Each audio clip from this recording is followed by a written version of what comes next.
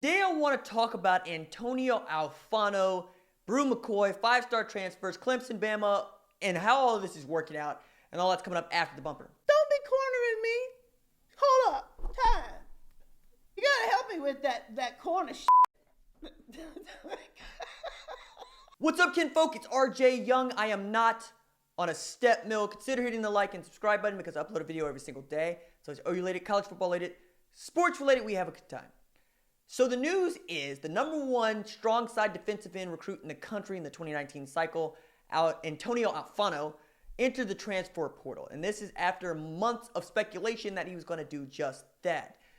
The guy had missed 3 preseason practices after showing up and looking like he was built to do the job in a class that had 6 defensive linemen and in a class where he was the highest rated recruit to sign with Bama, which makes him one of the best recruits in the country. As I mentioned in the open, the number 5 overall recruit in the 2019 class. And to look at Antonio Alfano is not just to see the number 1 player in New Jersey or the number 1 player at his position.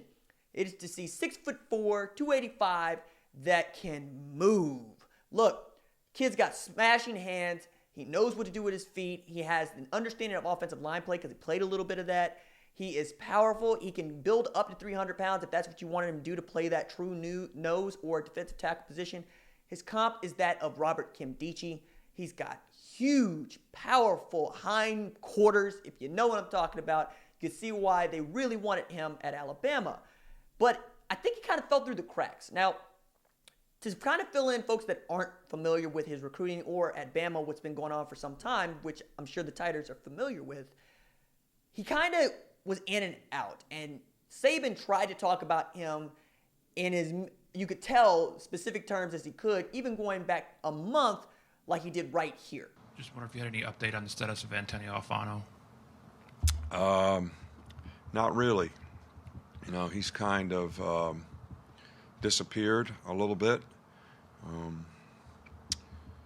I talked to our team today about the fact that people make mistakes. We all make mistakes. I make mistakes. Probably everybody in this room makes mistakes. We make mistakes as parents. We make mistakes as coaches. We make mistakes in just about everything that we do. But I think you compound the problem when you don't confront the mistakes that you make and you create greater consequences for yourself because of the choices and decisions that you make after you make a mistake. So hopefully this will be a learning experience for all the guys on our team.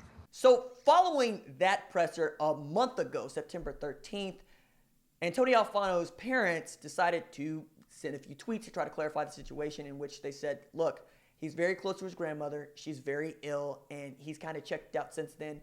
Bama has been nothing but great to him, and we want him to stay there. Obviously, he wants to leave Alabama, and it's entered his name in the portal. And this is the part where I say, just because you entered doesn't mean that you go.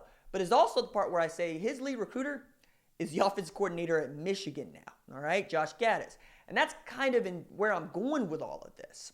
If you're looking at Alabama and you're looking for a soft spot, yeah, we could talk about the field where they play 4 true freshmen in their 7-man defensive front, of which 2 are defensive linemen, Justin Igbe, and of course DJ Dale. And you were wondering, yo man, when were we going to see Antonio Alfano, who was the crown jewel of this class?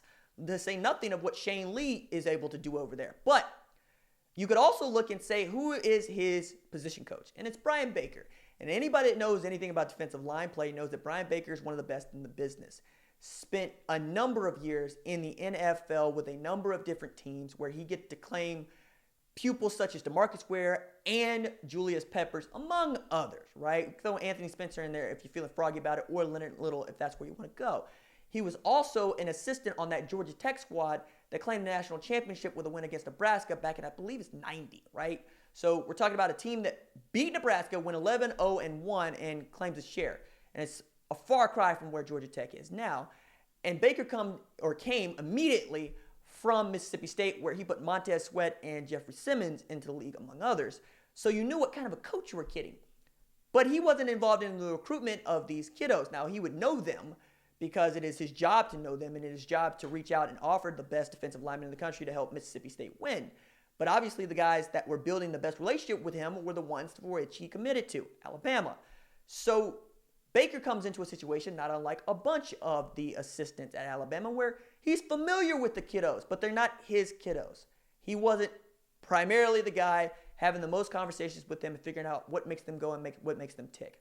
And as folks are fond of saying of the new generation, you got to deal with us a little bit different, all right? We are not just going to hop to. We got to know why. And while you're breaking us down, you better be building us up. And you got to do both at the same time, which means that you have to develop a process and trust, see what I did there, with each one of your players. And you have to earn the respect that they will give you that lets you tear into them. Because some of us, we just won't put up with it. You'll say we'll fold. We'll say we'll go play somewhere else and we'll go light it up, right? And you could see that in what's going on at USC, which I'm going to get back to. But to round out this talk about Alabama and whether or not they're teetering, it's not just that LSU looks great offensively. Alabama looks great offensively. And it's not just that, yeah, they lost a bunch of veterans on the defense. It's also that you got a bunch of new faces walking around the facilities in Tuscaloosa, right? Which is not something that is uncommon there, to be sure, right? They are used to becoming a revolving door for coaches. In an era of one and dones, they are the one and doneist as assistants because they're taking better jobs or jobs where they have more control or whatever it is that floats the boat. Maybe they just want to get out of Tuscaloosa. Because you can look and say, when was the last time that they had guys that stuck it out for 3, 4, 5 years? And you got to go back to Jeremy Pruitt, who left 2012, came back 2016, 17 before becoming the head coach of Tennessee. Kirby Smart was there for like 8 years, right? We know Burton was there for years. We know also that you had guys like Bobby Williams, who was there for years. Now you're looking at a staff that essentially has 3 coaches that were there last year, right? One of them is defensive coordinator Pete Golding, who I think the world of. Jeff Banks is another. And I believe Carl Scott, coaching the cornerbacks, is the next. So all of this is on Saban because everybody's buying into what he's doing. And Saban can't know every one of his 85 scholarship players in the way that he needs to. That's also a position coach's job and a coordinator's job. But you only have so much time to try to get to know each one of these kids and see what makes them tick. And you just don't have enough time to do that in a meaningful way because you're up against the time crunch as it is and you're trying to figure out which guys you can go out there and trust to get you results because it's a results business. And if you don't get wins at your position, you're going to get fired. And if y'all don't get wins as coaches and a team, you're all going to get fired, right? So I don't blame Brian Baker or any of the position coaches for this. I understand that college football is a business, and when you win 5 national championships in 10 years, your staff's going to get poached. That's just the way that this goes, and Saban knows that better than anybody else. But as we look across the country at USC, which is not on the level of Alabama, that's not what I'm saying, they did get Bru McCoy and Chris Steele back into the fold. Those are 2 top quality blue chip prospects in the 2019 class who had committed elsewhere and had enrolled elsewhere, right? You're talking about Chris Steele, who was at Florida, who went through the spring, decided he didn't want to be there. They said, hey, you can come back home if you want to. Went to school at St. John Bosco, wanted to come back to LA, play at USC. Bru McCoy enrolled at Texas, decided, don't really want to do this after first enrolling at USC. Comes back to USC. Why? Because Clay Helton had built a relationship with both of those kids and was very public about acknowledging, hey, I like the kids. I understand they chose somewhere else, but they're always going to be family to me because I know them like that. That if the opportunity presented itself, you knew that they were going to do that, so they did.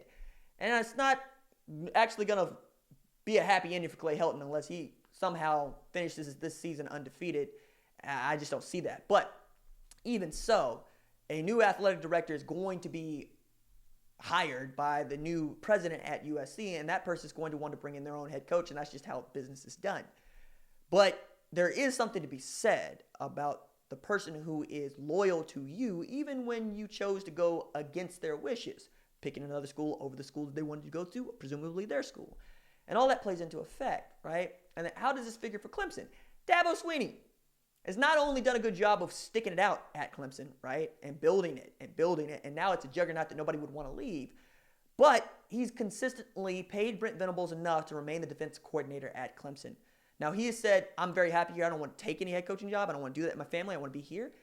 But you could believe that somebody would want to back up a truck Brent Venables if he was not getting paid like he's being paid. You talk about Tony Elliott, Jeff Scott over on the offensive side. And they know what we all know, which is that if you're a coordinator on the offensive side for Clemson, take another job, it ain't going to be the job that you had. Just ask Chad Morris about how that's going for him now at Arkansas, but before when he left at SMU and we was looking at Texas Tech. Continuity is as important as identity. You have to know who you are, and your folks have to remain your folks for some consistent amount of time to be great. And even that might not be enough to win you a national championship, but it is going to keep you nationally relevant, and it's going to make it easier for you to recruit. Because that is what a head coach needs to be able to do better than any other person on his staff if they're going to be consistently awesome and great. You cannot just have your guy who does most of your recruiting be a position coach. It has to be a closer like Nick Saban, like Dabo Swinney, like Lincoln Riley at Oklahoma. You can continue to look around and you will say the best head coaches in college football consistently are the guys that go out there and get talent and have continuity around them in position coach that can develop the talent. But they have opportunities to develop the relationships with that talent because they've been there for a number of years. They're consistently involved in the kids' recruiting, and they know them going back even to their junior years of high school. All right, that's it for me. Deuces.